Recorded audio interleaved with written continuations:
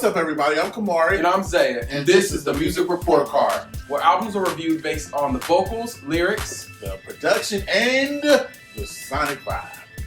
So today we're going to actually be reviewing Taylor Swift's new album, Folklore. I didn't see myself listening to this, I'm not going to lie, but I can't wait to get into the nooks and crannies of this album. Let's talk about a little news first.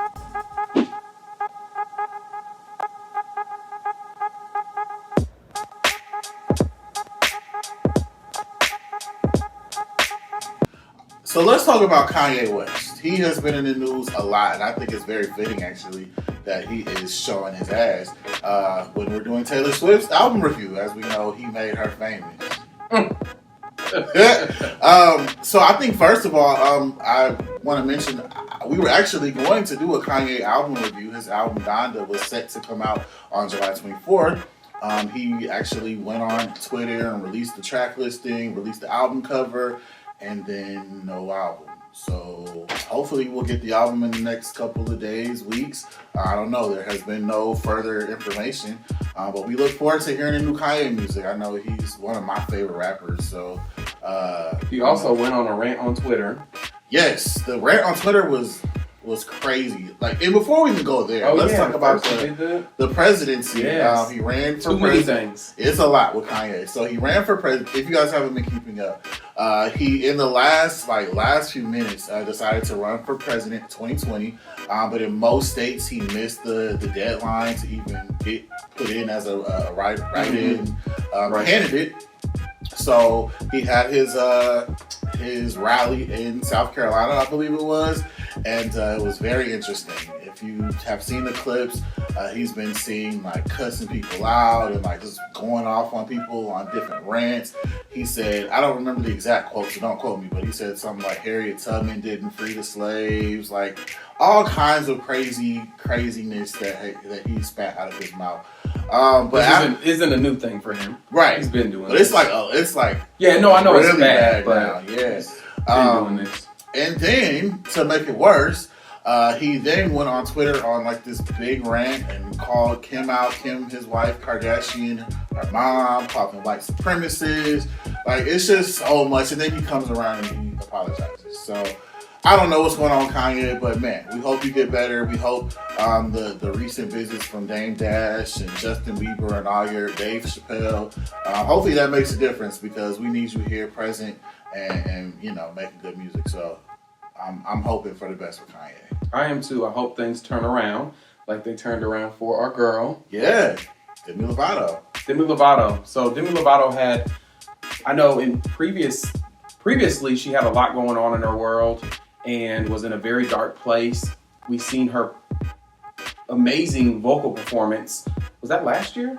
Or was it early this year? That was earlier this year. And she gave an amazing vocal performance, but I think she really won the audience back and won her fans back, and everybody was happy to see that she was doing music again, but also the way that she just vocally went ham on, you know, just live and just went in, really brought her back. But then now she is engaged. So yes. Congratulations. So to see the steps of her just growing and evolving from being in a very dark place is good to see. So absolutely. We're rooting for you, Demi. Yes. All right, well, let's go ahead and get into this week's album review, which comes from Miss Taylor Swift. The album is called Folklore, and I'm so excited because Taylor is not, well, I won't say she's not my type of artist, but she has recently, I would say, won me over with some of her last few songs. I can't remember the one that was like really colorful last year. Oh, yeah. Was it the one for the tweets? She was like, you wake up and you tweet something. Oh, yeah. Yeah. And Lover, I love that song. You know what I'm talking about? She's like, Lover. No? Okay. Well, it's an amazing song. I think it was 11 months ago I saw. I will say I don't know a whole lot of Taylor Swift's music. I do know some of the stuff, some of the singles and things like that. Taylor, as we know, is more so comes from a country background. She transitioned into pop. So she's always given us this pop country feel. And now here she comes with this folk. Yeah, and I think it's probably really true to herself. And I think that's why it feels, I don't know, it feels really good. And I know we talk a lot about lyrics, and it's not really, we're gonna go in order, but I just want to say lyrically, I feel like this album is. She annihilated it. Yeah. But she always does. She's always been phenomenal with her lyrics, and she's always been a very, very planned with what she chooses to do as far as albums and all those different things. And typically she would give you some type of subliminal tweet or something leading up to her album being released, so you would know something's coming, but you weren't all the way sure. And here she comes just out of nowhere and drops an album and then releases a video. Cardigan, yeah. So let's talk about it. Let's talk about our favorite 3 tracks. How about it? Okay. You want me to go first? Go ahead. All right. So I felt the beginning song, the one, really. Oh, I didn't put mine in order. Okay, but I will give the one. Put them in order.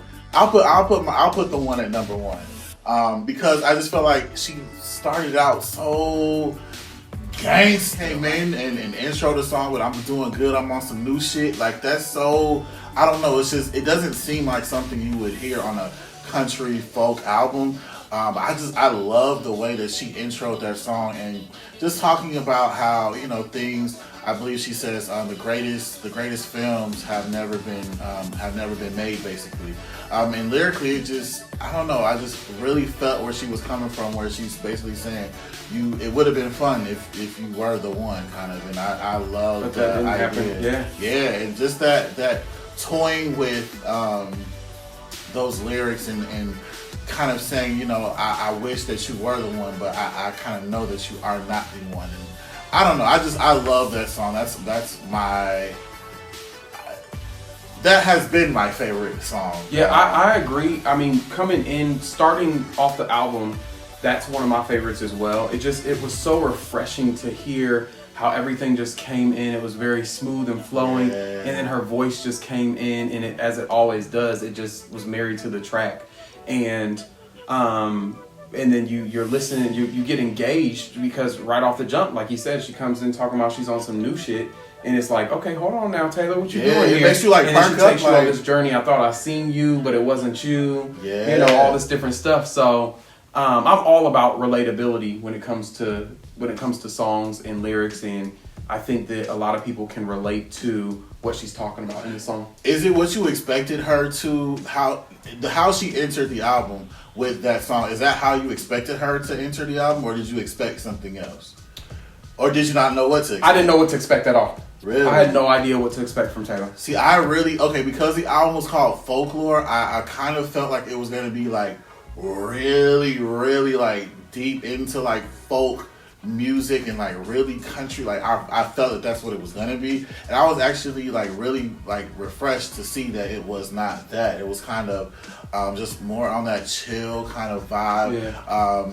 Really giving that storytelling that country music is really known for. I thought it was an amazing, amazing intro for what is, in my opinion, a great album. Yeah, so like I said, I mean, it really gives you it's just a beautiful feel coming in, and then it just makes me think like what you think about someone from your past, and what would it have been like if we were still together, and could it have actually been fun? What would that have looked like? So, it could have been the one.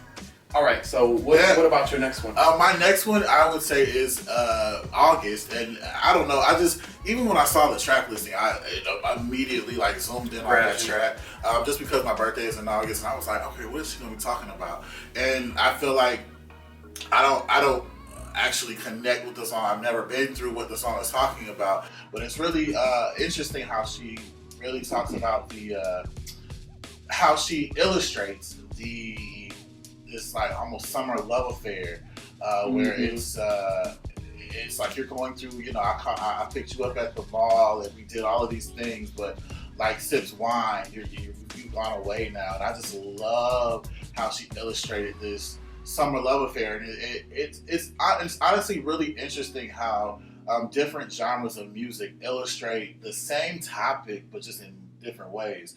I feel like if this was an R&B or a hip hop track or anything else, it would have gone a different direction. But she did write, I believe, the majority of the record. But it's just it's interesting to see how she illustrated this summer love affair and how it's now it's It's over. August. I gravitated to that right away as well. As soon as I listened to it, I think I love the melodies. The melodies were really what captured me initially. But just think about, like, you're canceling plans not knowing if this person is going to call or not to, but let's go a little deeper though, because I don't know if you heard, but this is actually one of the 3 songs on the album that is a part of this love triangle. But she's using actually the names from Blake Lively and Ryan Reynolds. Okay. They're good friends of hers. Okay. And they have children, and Inez is one of the names of their children. James is another name of their one of their children. And then they just announced actually that Betty is the name of their 3rd child. So I think she's talking about this affair, this love affair that happened back when she was younger. Wow. Is supposedly what's happening, because she actually did a live chat. So Cardigan is actually from the perspective or the viewpoint of Betty. Okay. August is from the viewpoint of the other girl who thought she was the one, but she actually wasn't. Okay. And then Betty is actually the perspective from the guy. His name is James, which James is the name of the... Okay. Right. Yeah. But here's the other thing where the gays and people are kind of getting into it, because in Betty, they're questioning, is James actually... It's never stated that James is actually a boy. They talk about us both like wearing our jeans or whatever, or Levi's or whatever in the song, but it doesn't say, it never gives a gender. Like a girl, like, exactly. Girl, you did this, boy, you did this. And you know how some names can be, both. Unisex. So there's some talks and things moving around. Wow. And it's confirmed that there were 3 songs that are part of this, that Taylor has referenced as this love triangle that's happening, and those are the 3 songs that I believe are a part of that whole situation. Yeah. So, but when I heard Betty, and August, I mean, both of those I really gravitated to them. The melodies throughout this whole entire thing is really hard to pick. She's giving you all this breathiness and tone and just everything you need in this album, and it's just so in the pocket. Yeah, and I think it's refreshing for me too, because again, I'm not used to listening to Taylor Swift albums. If we didn't have the music report card, I probably wouldn't have dug into the album like I did, and it's just really, really refreshing to hear, her take on music in a full capacity, not just a single that you hear on the radio, but to really dig into her brain. I mean, lyrically, like, we haven't talked a lot about the full lyrics, but and this is not one of my favorites, but I'm going to dig into illicit affairs.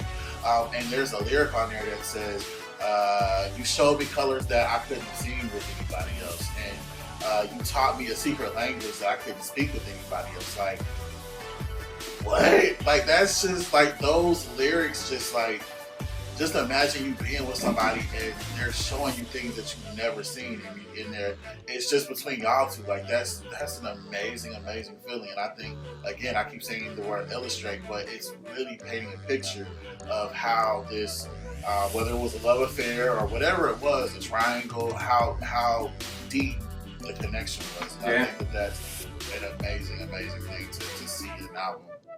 But where were we at? 2? You had 2? No, I did my 2. Okay, so what's your last my one? last one is Mirror Ball, and I think Mirror Ball is probably my favorite, just because I don't know. I think lyrically and the melody and the things that she did vocally in the song, I don't know. I just loved it. It was very creative, very different. Okay, well, my third favorite, and probably, I don't know if I can say it's my favorite, but I almost can. It's kind of short and sweet, but Peace. Peace is, I love how the song comes in. It's almost annoying at first how it comes in. It comes in with this metronome sound that's going super at a super quick tempo, but then you have this lovely sound of this guitar going over it, and you just get to kind of marinate in that moment for a second, and then she comes in with these low tones, but then switches it up and gives you some higher tones. But it's all breathiness and just beautiful. Yeah. But the lyrics, I think, are really what pulled me in.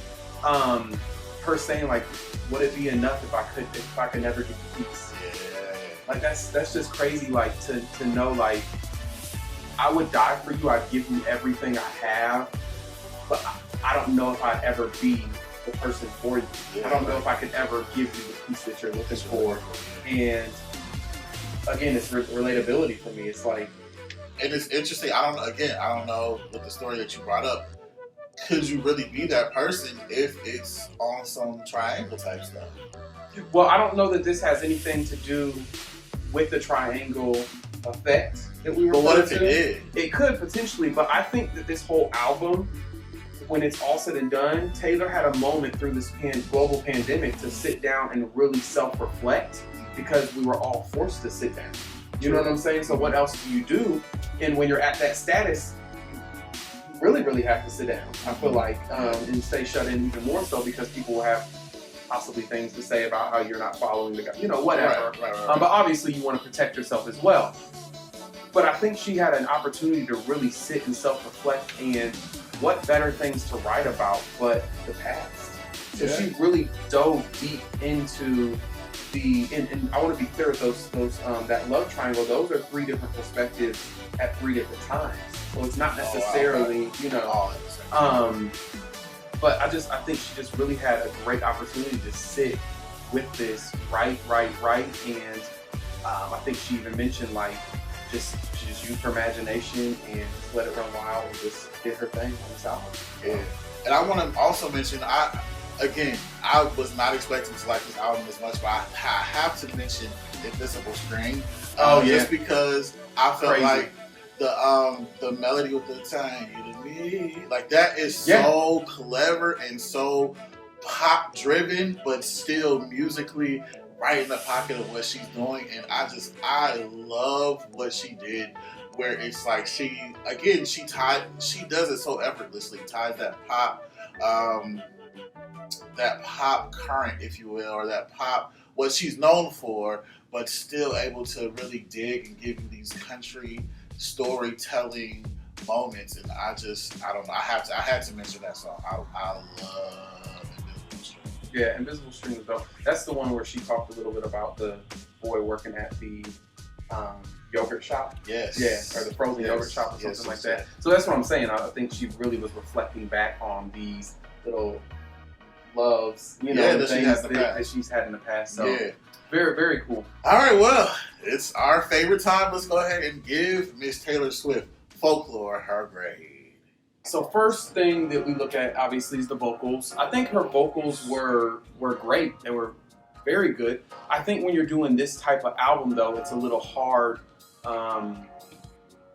I don't know. I think there still was some opportunity to give even more like high notes and things like that. Yeah, more dynamics. She gave dynamics because she gave this breathiness and stuff, but that was only. And she kind of kept it in the pocket, which totally great. Don't get me wrong, but when I'm going to grade based on vocals, I'm going to grade based on versatility and how you're giving me all these different things. And I think I can't look at the fact that I've seen that you can do it in the past. I'm looking at what we have now and if you incorporated that in there or not.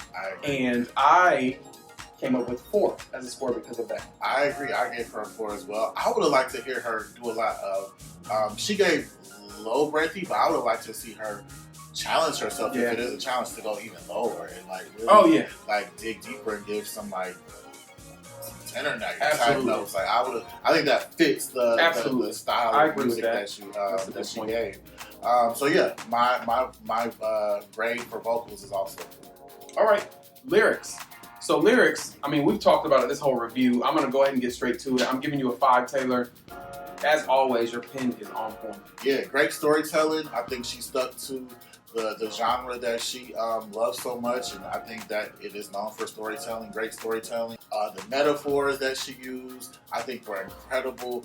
And again, I won't talk too much because we've already mentioned how great the lyrics were. I give her a 5. So continue on and tell us what you think about production. Production, I mean, definitely wasn't what I expected. I actually didn't know what to expect. I think you mentioned that in the beginning. I didn't know what to expect production-wise, but I feel like you mentioned this with the last artist, Vivian. I feel like she stayed in the pocket, and I think production-wise, it really lent itself to the type of project that she really wanted to give. And so for that, I had to give her a 4. I think that it was an amazing feat, but I can't give her perfect, just because I feel like there were some things that I would have liked to hear on a production side. But overall, still incredible job production-wise. So I feel differently. I gave a 5 on production. I think that production-wise, it was phenomenal. I mean, like the sounds, the instrumentation, on that end of it, I think it was excellent. Like they did a phenomenal job. The guitars, I think I heard a harmonica in there. I mean, there were just some great sounds, and the production on it, in my opinion, was phenomenal. Yeah, I mean, it was very good. For this type of album, the production was phenomenal. Yeah, definitely. So I had to take that into consideration when we're just looking at this type of album. So what about your how about Sonic? the Sonic vibe? So for me, the Sonic vibe was very good. I mean, flowed from start to end. There were a couple songs that lost me in the middle. And I kept listening to the album back again and again and again, just because I felt like the beginning started off so strong. I loved all of the songs in the beginning. I was like, well, am I losing it at the end? Is it me? Is my attention span not long enough? But I think some of the songs toward the end did get a little sleepy. And although fit the mood of the album, I just didn't feel that they were as great of songs. I would say it like that. I didn't feel like they were as strong the songs towards the end as the songs that are at the beginning. So I gave her a 4. All right. Disagreeing with you some on the songs at the end, because Peace was at the end, and that to me was the best ending, the best way to end it. But as it relates to the Sonic vibe or flow of it, I think that it was a good flow for the type of album that she did. And she did put some kind of, mid-tempo type things going on in there. It's kind of hard to get an up-tempo in there when you're doing this type of album. Yeah. And I didn't expect it either, but I wish there was a way for...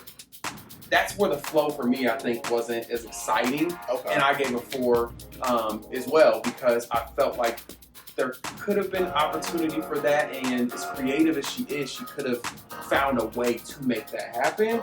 And I think when we're looking at someone like Giveon, we've rated him before. Giveon's album, for example, it was actually an EP, so it's short. And for me, when you're just doing something short to demonstrate it, it's the difference of, we're talking about something that's 20-some minutes, of an EP. I can get through that versus a little over an hour of slow songs. So I found myself the first couple of times listening to it, well, probably the second time listening to it, I did fall asleep. Oh, wow. Yeah, I mean, I put my AirPods in and laid on the couch. Now, I was tired. I'd worked the full day and everything. But the fact that it didn't get me excited, and we're talking about a Saturday night where I don't have to work the next day. Mm-hmm. So, with all of that, taking all of that into consideration, when we add up all those scores and everything, that lands Miss Taylor Swift at a 4.375, which actually turns out to be what? 87.5, which... gives Miss Taylor Swift a B+ for this incredible album. I think it is. I think I can almost guarantee she's gonna sweep the Grammys next year. With this album? With this album. I don't know.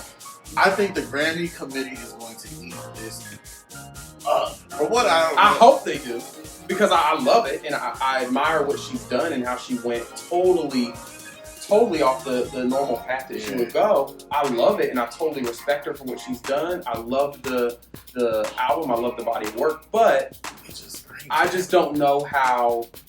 And I think a lot of people, fans and everything, are going crazy about it. So everybody's loving it. I just don't know if it's going to get to that level. I don't know. I don't know what to. She's actually set to debut with the top debut of all this year. She's got the highest sales of anybody this year. So I think once you start getting headlines like that, I think it's going to be a good year for Taylor. I think she's going to sweep some major award categories. All right, thank you so much for watching, y'all. This is the Music Report Card. I'm Zaiah. And I'm Camarray. Be sure to subscribe, leave your comments, share the video. Share it all over the world, baby. Peace out, y'all. All right.